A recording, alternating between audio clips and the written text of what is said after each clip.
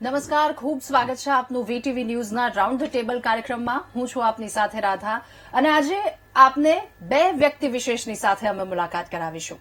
હવે એક્ટરની વાત કરીએ તો બે પ્રકારના એક્ટર હોય છે કે જેઓ પોતાનો રોલ કરે છે અને લોકોને ખૂબ ગમે છે. બીજા એક્ટર એવા હોય છે કે જે એ સીટ પર બેસેલો વ્યક્તિ કે જેને ઊભો થવા માટે અને સીટી મારવા માટે મજબૂર કરી દે છે. આનાથી પણ એક સ્ટેપ ઉપર મારણ ફિલ્મ આવી રહી છે કે જેને નેશનલ એવોર્ડ જીત્યો છે અને લોકો જે ખૂબ વખાણી રહ્યા છે આવી રહી છે એને પહેલેથી જ, કારણ કે એક અલગ જ અંદાજમાં રજૂ કરવાની એક પ્રયત્ન કરવામાં આવ્યો છે એટલે કે લોકોનો સહકાર પણ એટલો જ મળી રહ્યો છે.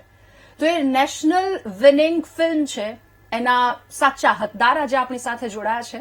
એમની સાથે વાતચીત કરીશું કે એમનો અનુભવ કેવો રહ્યો છે અને શું મહત્વની વાત છે કે જે તમને સીધા થિયેટર સુધી જવા માટે મજબૂર કરી દેશે. યશ સોની અને દીક્ષા આપણી સાથે આજે જોડાયા છે. યશ અને દીક્ષા બંનેનું ખૂબ સ્વાગત છે રાઉન્ડ ધ ટેબલમાં. Thank you so much. Okay, શરૂઆત ત્યાંથી જ કરીએ. મારણ ફિલ્મ, જો આ ફિલ્મને તમારે 3 શબ્દમાં વર્ણવી હોય તો તમે શું કહેશો? 3 શબ્દ તો અઘરા છે, પણ બ્રેવ,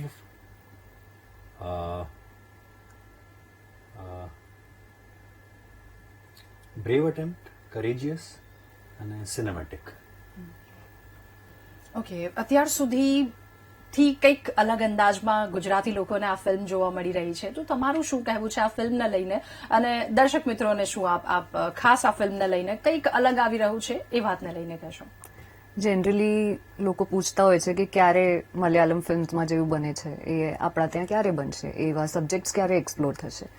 અને અત્યારની જે ઓડિયન્સ છે સ્પેશિયલી ધ યંગસ્ટર્સ, એ લોકો ખાસા ઇવોલ્વ છે અને એ લોકો ખાસા એક્સપોઝ પણ છે. તો બહારની ફિલ્મો જોતા હોય, ઈરાનિયન ફિલ્મ માટે ફેસ્ટિવલ ફિલ્મ્સ, મ્યુવી સબસ્ક્રિપ્શન ઘણા બધા પાસે છે. તો આઈ ફીલ કે એમને ક્યારનું એવું ક્રેવિંગ થતી હતી એમને બધાને કે ગુજરાતીમાં આપણી ભાષામાં પણ આવું કંઈક આવવું જોઈએ જે ઇન્ટરનેશનલ લેવલ પર લઈ જાય, આપણી ઇન્ડસ્ટ્રીને લઈ જાય. અને વી કેન ઓલ્સો પ્રાઉડલી સે કે આવી અમારી ગુજરાતી ફિલ્મ આવી છે. તો I think Maaran is maybe that path breaking film, જેનાથી કદાચ like he said it's a very brave attempt. તો એવું બની શકે છે કે હવે જે યંગસ્ટર્સ છે એ કદાચ મારણનું ઉદાહરણ બધાને આપશે કે we have a Maaran also which has taken Gujarati cinema to another level. Okay, Yash, અમે જ્યારે સીટ પર બેઠા હોઈએ છીએ તો મૂવી પતે એટલે એક પેરામીટર સેટ થતા હોય છે, અથવા તો કંઈક એવું કહીએ કે આટલા સીન અથવા તો આ બધું ગમ્યું. તમે કામ કર્યું છે અને એ કામ કરતી વખતે સૌથી વધારે તમારા દિલને સ્પર્શેલી વાત આ મૂવીને લઈને? આનો જે કોર ટોપિક છે ને કે એક સ્ત્રીનું બંધારણ, એ પણ એવી જગ્યાએ કે જ્યાં એની જોડે દરેક રસ્તા ખુલ્લા છે ભાગવા માટે. દરવાજાને સ્ટોપર નથી મારેલી, કોઈ સાંકળ નથી લગાવેલી, ના એ સ્ત્રી બંધાયેલી છે, કશું જ નથી. અને તેમ છતાં એનું બંધારણ, તેમ છતાં એ અહીંયા અટવાયેલી છે. એ ટોપિક બહુ મારા માટે મહત્વનો છે. અને ઘણી વખત એવું થતું હોય છે કે કોઈક ને કોઈક ઘરમાં આપણે લિટરલી સ્ત્રીઓને બાંધીને ન રાખતા હોઈએ, પણ એમને લિમિટ એ રીતે કરતા હોઈએ કે ના, તમારાથી આ ન થાય, તમારાથી તો આટલું જ થાય. એ રીતે એમની એક બાઉન્ડ્રી સેટ કરતા હોઈએ, એમની એક લિમિટેશન સેટ કરતા હોઈએ. એ વાતને સહેજ ઉપર લઈ જઈને આ ફિલ્મ બનાવવામાં આવેલી છે. હવે એ જ્યારે થાય છે ને ત્યારે ઓફકોર્સ ફિલ્મમાં ફિક્શનલ ફિલ્મ છે અને એ ફિક્શનલ વાર્તા છે, એટલે કેરેક્ટર્સ એના ફિક્શનલ છે, જે ગામની વાત છે એ ફિક્શનલ છે. પણ એ જે કોર ટોપિક છે એણે મને એ રીતે તો ઘણું બધું શીખવ્યું છે કે હું ક્યાં માત્ર સ્ત્રીઓને નહીં, કોઈને પણ હું લિમિટ કરી દઉં છું. કે હું મારા નાના ભાઈને એ કંઈક પ્રયત્ન કરવા જતો હોય ને કદાચ કોન્શિયસલી પણ એ પ્રયાસ નહીં થતો હોય, પણ મારાથી એવું થઈ જાય કે ઉભા રહું કરી દઉં. એ ટ્રાય કરે છે, લેટ હિમ ફિનિશ. એ નહીં થાય તો હું તો છું જ ને, એને કરવા દો, એક પ્રયત્ન, એક નવો એક્સપિરિયન્સ તો લેવા દો એને, વાય નોટ. સો એ મને એક ઓપન કરી દીધો છે કે એ હું ક્યાંય કોઈને હવે લિમિટ નથી કરતો. અને એ મારો સ્વભાવ કદાચ હેલ્પફુલ થવા માટે હશે કે તને કષ્ટ ના પડે, પણ કેમ નહીં, એક નવો એક્સપિરિયન્સ મળશે, એ કદાચ પડશે ને વાગશે, બહુ એ કંઈક મોટો. શીખશે. પણ એક નવું કંઈક જાણવા તો મળશે કે આવું કરવાથી પડાય છે. કદાચ એ મારો અનુભવ ક્યાં સુધી કેરી ફોરવર્ડ કરશે. આ એક મેં નાનકડું એક્ઝામ્પલ આપ્યું, પણ આ બહુ મોટી વાત છે. આ ડગલે ને પગલે કહેવાતી વાત છે. સો હવે કોઈને લિમિટ નથી કરવું, બધાને પોતાની રીતે એ એક ટ્રુ ફ્રીડમ જેને કહી શકાય, એ એક બહુ મોટી શીખ હતી આ ફિલ્મથી મારા માટે.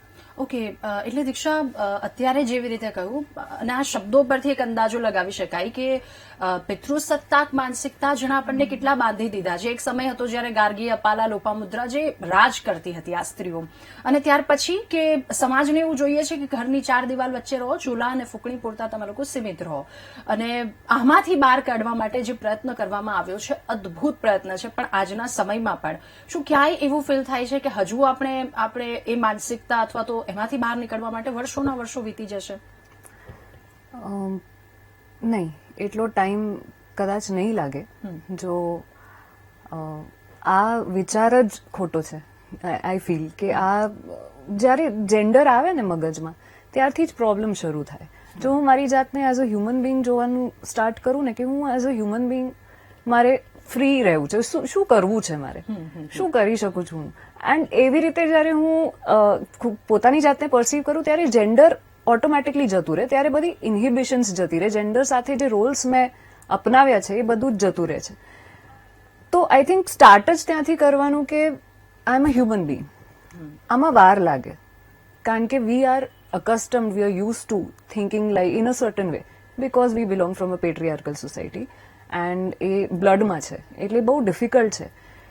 બટ આઈ ફીલ હવે ચેન્જ થઈ રહ્યું છે, ઘણું બધું ચેન્જ થઈ રહ્યું. તમે યંગસ્ટર્સને જોશો ને, સ્પેશિયલી જેન ઝી, જેન આલ્ફા ઓલ્સો, 13 વર્ષની, 12 વર્ષની છોકરીઓ. કાલે જ હું એક છોકરીને મળી અને મેં એમ જ એને કીધું કે એક આઉટફિટ મારી પાસે છે, એ સ્લીવલેસ છે અને હું બહુ કમ્ફર્ટેબલ નથી એમાં. તો એણે મને કીધું વાય, એટલે લિટરલી આવું કીધું કે why, just own it, it's your body. She is 13 years old. So when I was 13, I was very low on confidence as a female. This is a huge growth. It's like what, 20 years back maybe. So it's a huge growth. તો મને એ વાતનું proud પણ feel થાય છે કે સોસાયટીમાં આ થઈ રહ્યું છે, સોસાયટી ઇવોલ્વ થઈ જ રહી છે. બહુ ટાઈમ નહીં લાગે, પણ આઈ થિંક મારી જનરેશનમાં કે મારી આગળની જે જનરેશન છે, અમને પોતાના પર કામ કરવું પડશે, બહુ જ જરૂરી છે. વી કાન્ટ હોપ કે જે અમારી લાઈફમાં બાકીના લોકો છે એ લોકો સડનલી ચેન્જ થઈ જશે, એવું નહીં થાય. We will only have to change ourselves, we will only have to make ourselves free. કોઈ ફ્રી કરવા માટે આવશે નહીં. જેમ યશે કીધું કે ટ્રાયલ એન્ડ એરર છે ને, લાઈફ જ ટ્રાયલ એન્ડ એરર છે, તો એ પડવું તો પડશે, એ ત્યાં જવું તો પડશે જ. બિલકુલ. યશ, એક સવાલ એ પણ કે જ્યારે આટલી મોટી સફળતા મળી છે ગુજરાતી ફિલ્મ, એટલે પહેલા એક ચોક્કસ અમુક વર્ગ હતો, પણ હવે તો યુવાનો, એ જેનઝી, જેન આલ્ફા અત્યારે કહ્યું, એ બધા લોકો એટલા પસંદ કરી રહ્યા છે. તમને જ્યારે ખબર પડી કે આ સફળતા આટલી મોટી છે, નેશનલ એવોર્ડ મળી રહ્યો છે, ત્યારે પહેલું રિએક્શન શું હતું? પહેલો ફોન કોને કર્યો અને આ સમાચાર પહેલા કોને મળ્યા હતા? એટલે અમે બધા છૂટા છવાયા હતા, અમે જોડે તો હતા નહીં, પણ એટલે મને નથી ખબર પહેલા કોને મળ્યા, પણ ઓફકોર્સ અભિષેક સરને મળ્યા હશે પહેલા તો. પણ મને જયારે મળ્યા ત્યારે હું થોડોક ઊંઘમાંથી ઉઠ્યો હતો. અમે લોકો ટ્રાવેલ કરી રહ્યા હતા, મનાલી જઈ રહ્યા હતા, અને મારા ફ્રેન્ડે જે રીતે મને સમાચાર આપ્યા, નેશનલ એવોર્ડ મળી ગયો તને, વાહ, કોંગ્રેચ્યુલેશન. મેં કીધું કયો, શું, કઈ ફિલ્મ, શું થયું? ઊંઘમાંથી ઉઠ્યો છું, તારા ફોનથી ઉઠ્યો છું. પણ એ પછી જયારે ખબર પડી ત્યારે I was not hoping for it, frankly speaking. મને તો એ નહોતી ખબર કે ફિલ્મ સબમિટ થઈ જાય નેશનલ એવોર્ડ્સમાં. હું તો આ ફિલ્મ માટે થોડુંક એવું હતું કે ક્યારના, અમે 4 વર્ષ પહેલા શૂટ કરી હતી, 2022માં આ ફિલ્મ શૂટ થઈ હતી. સો ત્યારથી ઘણા બધા પ્રોબ્લેમ્સ આવ્યા હતા એને રિલીઝ કરવામાં. ફંડ્સના પ્રોબ્લેમ્સ હતા, ડેટ્સના પ્રોબ્લેમ્સ હતા. આ જે પ્રકારની ફિલ્મ છે થોડીક ખાલી સમયમાં અમારે રિલીઝ કરવી હતી, કે જ્યારે બીજું કોઈ હોય નહીં, મોટી ફિલ્મો, હિન્દી ફિલ્મો, બીજી ગુજરાતી ફિલ્મો ન હોય. સો એ બધી ટાઈમલાઈન મેચ નહોતી થતી. એમાં ને એમાં બહુ બધી વખત વાતો પણ થઈ હતી, પણ એ બધું એવું હતું કે હા, હવે થશે થશે થશે. સો એમાં એ ભૂલાઈ ગયું હતું. અને at the same time we were shooting for Goldhana. તો ગોળધાણાના શૂટ દરમિયાન એ ફિલ્મની બધી વસ્તુઓ મગજમાં ચાલતી હતી. અને જ્યારે મને ફોન આવ્યો ત્યારે આઈ વોઝ સરપ્રાઈઝ કે યાર હું તો રિલીઝ બાજુનું વિચારતો હતો કે ક્યારે રિલીઝ થશે, શું થશે, આ તે, અને અત્યારે તો આવા સમાચાર મળી રહ્યા છે કે નેશનલ એવોર્ડ મળી ગયો. એટલે મારો ફર્સ્ટ કોલ હતો અભિષેક જૈનને, અને અમે બંને બહુ સર ગજબ, તો કે અરે અસલા મજા આવી ગઈ, ચિક્કાર આતે, ખુશ. ઓકે, તો એ મહેનત કરતી વખતે તમારો કોઈ એક એવો ફની એક્સપિરિયન્સ કે જે ક્યારેય ન ભૂલાય? ફની નથી કોઈ એક્સપિરિયન્સ ફની આ ફિલ્મમાં. ઓનેસ્ટલી આ ફિલ્મના બધા જ એક્સપિરિયન્સીસ બહુ જ બ્યુટીફુલ રહ્યા છે અને યાદગાર બધા જ. એટલે every day there was something to learn. તો અને આઈ એમ સો ગ્લેડ કે મેં એક ડાયરી મેન્ટેન કરી હતી ફિલ્મ દરમિયાન. એટલે હું બધું જે પણ દિવસમાં થાય બધું લખતી હતી એમાં. મંથ્સ પછી when I red the what ever જે પણ મેં લખ્યું પ્રોસેસમાં તે કંઈ પણ લખતી હતી, તો મને બહુ મજા પડી કે આટલું ફ્રૂટફુલ રહ્યું. 24 days did not feel like 24 days. It was almost like 40-45 days. એટલે એટલી મહેનત બધાએ કરી, એટલું કામ કર્યું અને ક્યાંક ઓછા દિવસોમાં બહુ એક્સપિરિયન્સ કરી લીધું. એવું લાગ્યું કે ગ્રો થઈ ગયા આમ સડનલી. ઓકે, તમારો લુક બહુ જ ગંભીર દેખાઈ રહ્યો છે. આજ સુધી ક્યારેય યશ સોનીને ન જોયા હોય એવો લુક છે. તો એ લુક પાછળની કહાની અથવા તો એની પાછળની મહેનત કેટલી રહી તમારી?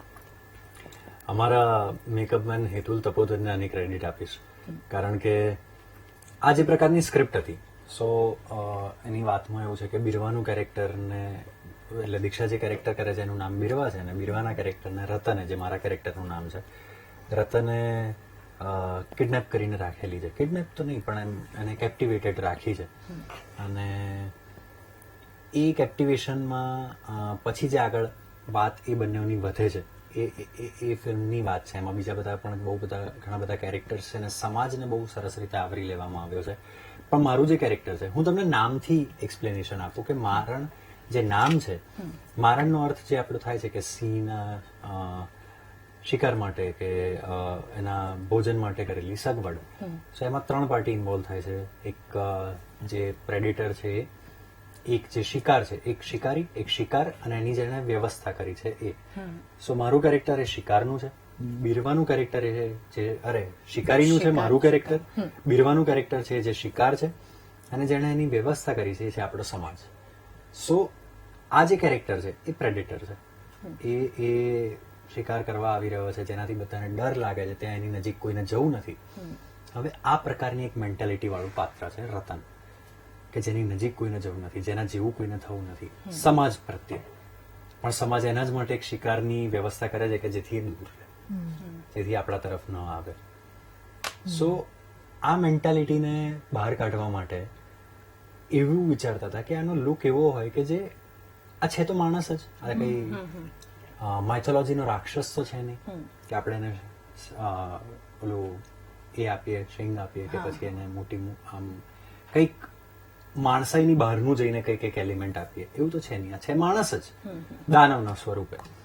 સો એ માણસનો આજે એની જે આખી હિસ્ટ્રી હશે, એનો જે ઇતિહાસ હશે, રતન અહીંયા સુધી જે રીતે પહોંચ્યો હશે, એની એક બેક સ્ટોરી ડેવલપ કરી હતી.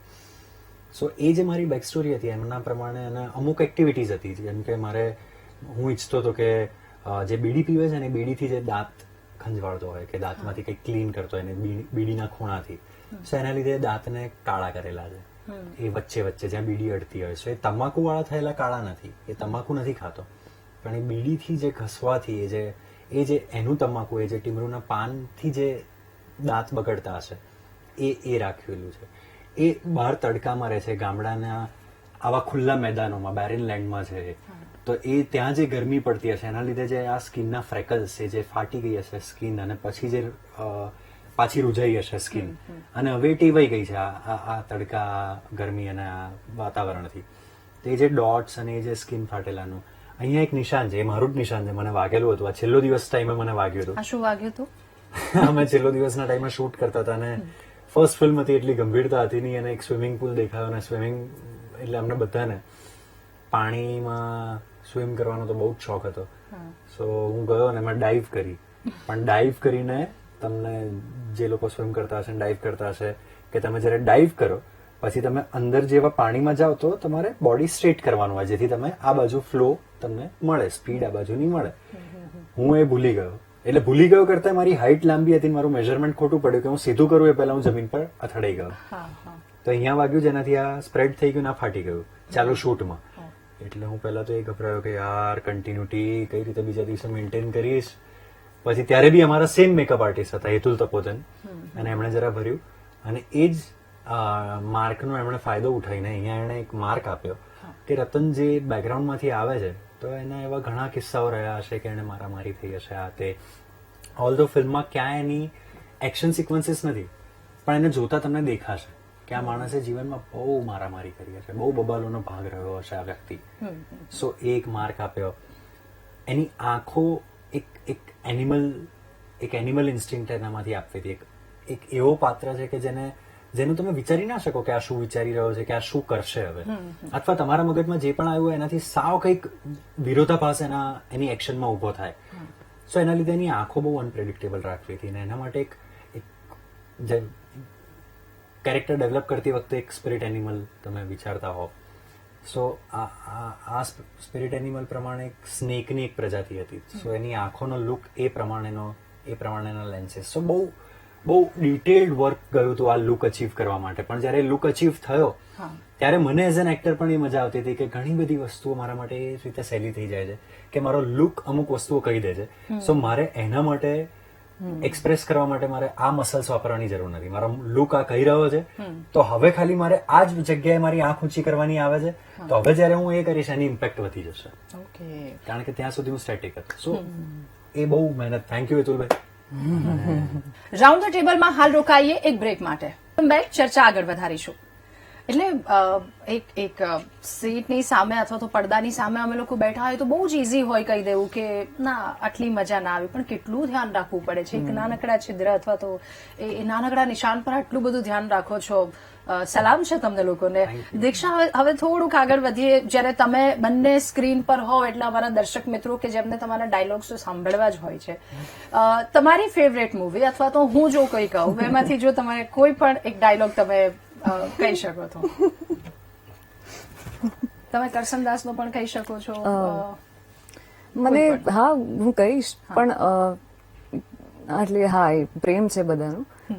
મને છે ને ડાયલોગ્સ યાદ કરવામાં બહુ તકલીફ પડે છે. હું કહી દઉં એક? હા, એકદમ વિક્રમ જેવો લાગે છે. ના એ ઠીક છે, પણ હું ખાલી કહું છું કે મને અચ્છા તમે કહો છો કોઈ પણ ફિલ્મ, મને લાગ્યું તમે કહો છો કે મારણનું ડાયલોગ તમારે. અચ્છા ઓકે. તો હા, તો કરસનદાસનું જ મને યાદ છે કારણ કે બધે ત્યાં એ જ બોલાવવામાં આવે છે. તું બહુ એવો છે. કેવો છું નહીં કેવું મારે. કેટલું અઘરું પડે કારણ કે જન્મ એક બીજી જગ્યા પર અહીંયા અમદાવાદમાં નથી. હા, અમદાવાદમાં સ્ટડી થયું. હું નથી, હું નોન ગુજરાતી છું. એટલે કેટલું અઘરું પડે, બહુ અઘરું પડે છે. એટલે ઇન્ટરવ્યુઝમાં પણ મને બહુ આર્ટિક્યુલેટ કરવામાં બહુ ટાઈમ લાગે. હિન્દી અને ઇંગ્લિશ હું તોય ઇઝીલી કરી શકું આર્ટિક્યુલેટ, પણ ગુજરાતી ડાયલોગ્સ મસ્ત યાદ કરી શકું કે પણ એ સ્ક્રિપ્ટ મળવી જોઈએ પહેલા તો. પણ પછી બાકી હું ધીમે ધીમે શીખી રહી છું, પણ જે લેંગ્વેજની પકડ હજી નથી. તો એ મારે ગુજરાતીમાં સ્પેશિયલી મારી ઈચ્છા છે કે હવે હું વધારે લિટરેચર વાંચું, ગુજરાતી લિટરેચર, અને મારી ભાષા પર કામ કરું. પણ સ્ક્રીન પર અમે તમને જોઈએ તો અમે ગુજરાતી પાછા પડીએ એવા તમારા શબ્દો, એવા તમારા ડાયલોગ્સ હોય છે. ઓકે યસ, તમારી પાસેથી સૌથી પહેલા તો છેલ્લો દિવસ અને ત્યાર પછી કોઈ પણ તમારે કોઈ પણ ફિલ્મના ડાયલોગ કેવા હતો? તો છેલ્લો દિવસનો ડાયલોગ કહું.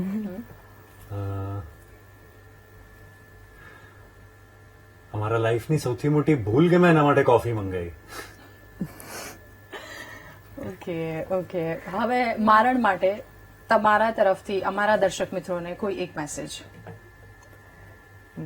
બહુ જ સુંદર ફિલ્મ છે, અમે જોઈ છે એટલે અમે કહી શકીએ છીએ કે it's a very beautiful film. અને સુંદર કેરેક્ટર્સ, સુંદર સિનેમાટોગ્રાફી, મ્યુઝિક. ગુજરાતી યંગસ્ટર્સ કહેતા હોય છે કે કંઈક નવું લાવો, કંઈક એવું ઇન્ટરનેશનલ લેવલનું લઈ આવો ગુજરાતીમાં, તો this is your answer. Please go watch Maaran. It's in cinemas now. And whatever you feel about the film, તમને જેવી પણ લાગી, તમને જે પણ ફીલ થાય છે, તમારે જેવી રીતે એક્સપ્રેસ કરવું હોય પ્લીઝ એક્સપ્રેસ કરો. અમને મેસેજીસ મોકલો, ઇન્સ્ટાગ્રામ પર અમને ટેગ કરો. this is something different that we've tried. તમે જો સપોર્ટ કરશો તો we will be, inspired to try more such different projects and explore more. Okay Yash, હમણાં જ જે મેં કર્યું હું એ જ સવાલ તમને પૂછી રહી છું. તમે છેલ્લા દિવસ પછી આટલી ફિલ્મ કર્યા પછી આજે જયારે ઘરની બહાર નીકળો છો કોઈક એવા કામ માટે, તો કોઈક રેન્ડમ કોઈક એક વ્યક્તિ મળી જાય ને તમને એમ કે છેલ્લા દિવસનો એકવાર ડાયલોગ બોલો ને, તો તમારા મનમાં સૌથી પહેલા સવાલ શું આવે કે ભાઈ એને વર્ષો વીતી ગયા છે, અથવા તો એ પ્રેમ જોઈને તમે ખુશ થાઓ છો? ઓફકોર્સ પ્રેમ જોઈને ખુશી થાય, પણ એ ડાયલોગ છે ને, એ ડાયલોગ બન્યો એટલા માટે છે કારણ કે એ ત્યારના ઇમોશન્સ હતા, એ ત્યારની ફિલિંગ્સ હતી, ત્યારનો સામેનો એક્ટર હતો, એ એમ્બિયન્સ હતું, એ શૂટનું એન્વાયરમેન્ટ હતું. હવે જ્યારે કોઈ ડાયલોગ બોલવાનું કહે ને ત્યારે ઓફકોર્સ લોકોના માટે એ શબ્દો મહત્વના છે, એ શબ્દો અને ખાસ કરીને જે તે એક્ટરના મોઢે બોલાવવા ઇમ્પોર્ટન્ટ છે. પણ મારા મગજમાં એવું આવે કે યાર અત્યારે તો હું એ એન્વાયરમેન્ટમાં છું નહીં, અત્યારે તો હું એ ફીલ કરી નથી રહ્યો, તો એ ડાયલોગને હું કઈ રીતે જસ્ટિસ આપીશ, એ ન્યાય કઈ રીતે આપીશ? પણ પછી પ્રેમ એવો હોય, જેમ અત્યારે તમે પૂછ્યું ત્યારે મેં આ બધા વિચારોને સાઈડમાં મૂકીને હું એ શબ્દો બોલી ગયો. ઓકે દીક્ષા, એ જ સવાલ કે જયારે આવી રીતે લોકો તમને પણ ડાયલોગ પૂછતા હોય છે ત્યારે તમારું પહેલું રિએક્શન શું હોય છે? અને સાથે બીજો સવાલ એ પણ મારે તમને પૂછવો છે કે અત્યાર સુધીની સૌથી બેસ્ટ કોઈ દર્શક અથવા તો તમારા ચાહક તરફથી કોઈક એવી કોમેન્ટ આવી હોય કે જે આજે પણ આમ વિચારો તો દિલ ખુશ થઈ જાય? તો પહેલું જવાબ એ છે કે મને તો અતિથિ તુમ કબ જાઓગે યાદ આવે છે.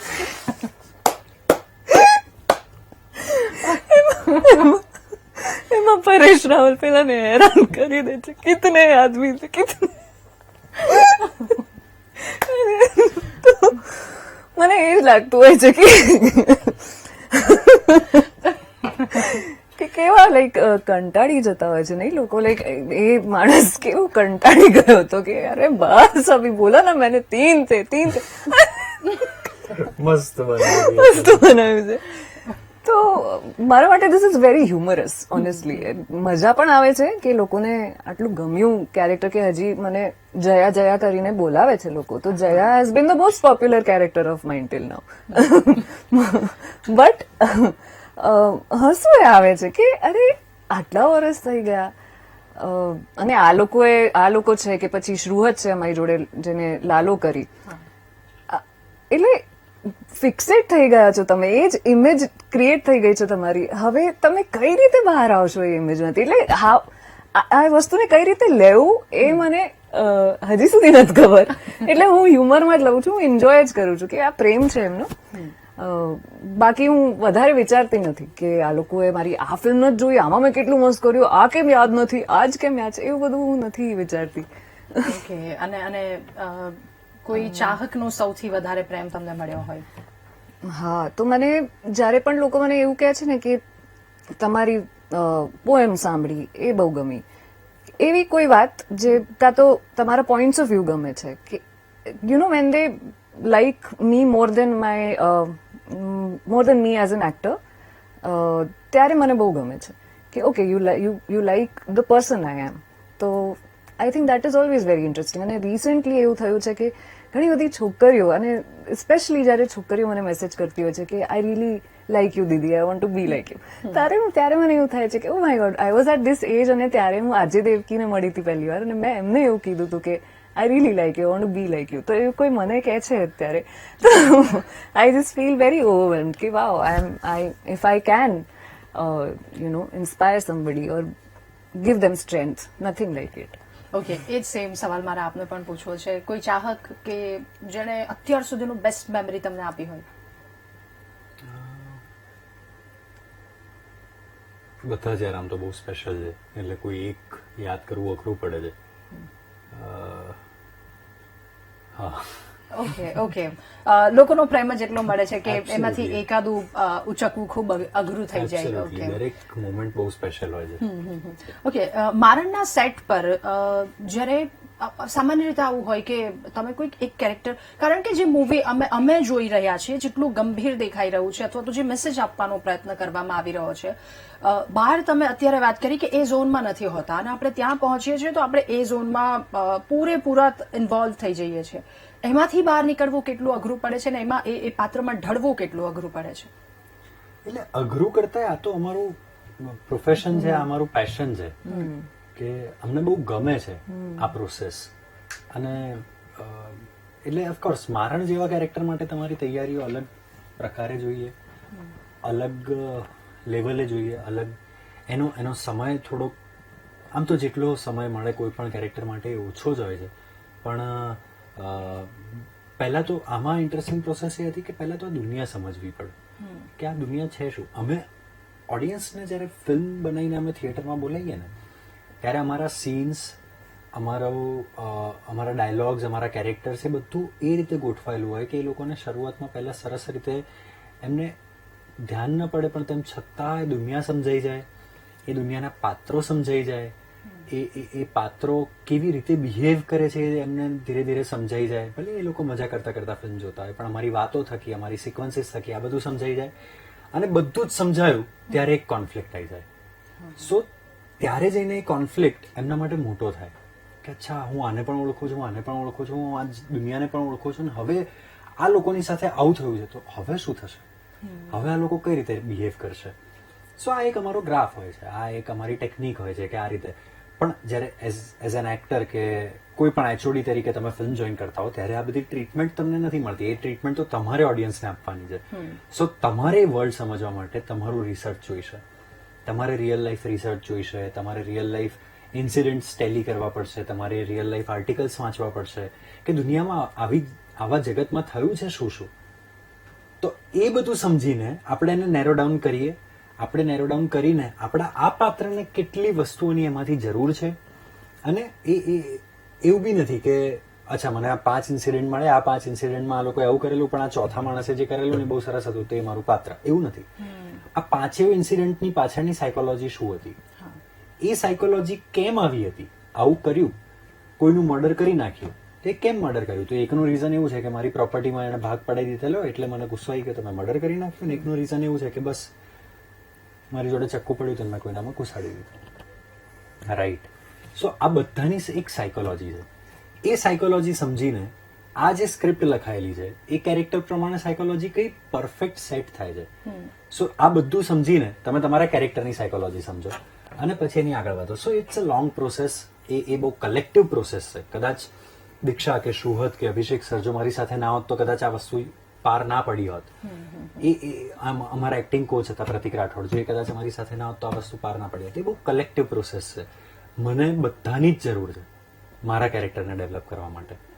સો એ એક અઘરી કરતા વધારે બહુ ઇન્ટરેસ્ટિંગ પ્રોસેસ છે. અને એમાંથી બહાર આવવું તો યાર એ બહાર આવવા વાળી ઘટના કેવી છે કે it's not up to us. એ અમારી આસપાસના લોકોને વધારે સમજાય કે અમે અંદર ઘૂસી ગયા છે કે બહાર નીકળી ગયા છીએ.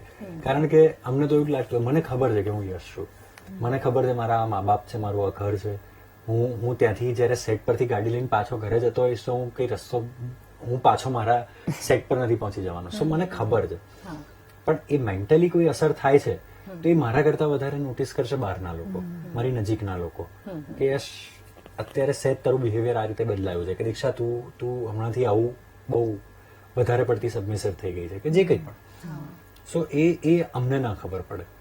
ઓકે, તો એવો સામનો કરવો પડ્યો તમને ક્યારેય કે જે બહારના લોકોએ તમને કહ્યું હોય કે બહાર નીકળો હવે આ કેરેક્ટરમાંથી, અથવા તો અત્યારે જે પર્ટિક્યુલર વાત કરી તો એ મૂવીનો સીન પૂરો થયો છે અને એના 5 મિનિટ સુધી શાંતિ છવાઈ ગઈ હોય એવું કશું? હા, એવું તો થાય અમુક વાર. એટલીસ્ટ ઇન્ટેન્સ સીન્સ પછી તો થોડુંક, અને ડીરોલિંગનો ટાઈમ તો, બીકોઝ વી આર હ્યુમન બીંગ્સ, તો એ ટાઈમ તો જોઈએ જ ને. કારણ કે કોઈ સીનમાં હું બહુ રડી હોઉં તો એ ફીલ કરીને જ રડતી હોઉં તો એ હું જ છું. અને ફિઝિકલી પણ એક્ઝોસ્ટ થઈ ગયા હોય તો એના પછી તમને બ્રીધર જોઈએ, તમને નોર્મલી પણ તો આઈ થિંક એ તો બહુ નેચરલ પ્રોસેસ છે, બોડીલી થાય એ વસ્તુ. અને પછી તમે એક્લિમેટાઇઝ થઈ જાઓ, પછી 10 મિનિટ પછી you back to normal. It also depends on the team, the director, the co actors. So I have been very lucky in Maaran કે યશ હતો સામે, અભિષેક સર હતા, શ્રુહદ હતો. તો all this men around me have been very sensitive men. They have always been very supportive. એવું ક્યાંય નહોતું કે હું અત્યારે રતન છું તો રતનની જ એનર્જીમાં રહીશ. કટ પછી એ યશ જ હતો. તો he was being very helpful. So that was very that gave me a lot of warmth. That helped me to come out of whatever pain it was. So yes. Okay Yash, એક last message તમારા film લોકોને theatre સુધી પહોંચાડે અમારા દર્શક મિત્રોને. બસ જોવા જાવ યાર, એક નવી સરસ મજાની આપણી ભાષાની ફિલ્મ છે. બધી જ રીતે પારંગત લોકોએ બનાવેલી ફિલ્મ છે. સરસ સિનેમેટોગ્રાફી છે, સરસ મ્યુઝિક છે, સરસ પરફોર્મન્સીસ છે બધાના જ, અને એવી વાર્તા છે કે જે તમને એન્ગેજ રાખશે, થ્રિલ ફીલ કરાવશે અને છેલ્લે કંઈક વિચારતા કરી દેશે. ઓકે, આ બંનેનો ખૂબ આભાર વીટીવી ન્યૂઝમાં મારી Thank સાથે you. જોડાવા Thank બદલ. you. Thank you so Thank much. you. Okay, તો દર્શક મિત્રો, જે પ્રકારે આપણે પહેલા જે ફિલ્મ જોતા હતા, હવે તદ્દન જ એક નવો વળાંક આવી ગયો છે અને આપણે લોકો પસંદ પણ કરતા હોઈએ છીએ. જે રીતે એમને કેરેક્ટરની વાત કરી, આપણે ત્યાં એવું કહેવાય છે કે બાકર બચ્ચા લાખ, લાખે બિચારા, સિંહણ બચ્ચો એક, એકે હજારો. એવા સિંહણ બચ્ચા બધા ભેગા થઈ અને એક ફિલ્મ બનાવી છે. તમે જલ્દીથી જાઓ જોવા અને ખૂબ જ પ્રેમ આપો એમને. આ સાથે રાઉન્ડ ધ ટેબલમાં હાલ બસ આટલું જ, અને આવતા રવિવારે નવા વ્યક્તિ વિશેષની સાથે આપની મુલાકાત કરાવીશું. નમસ્કાર.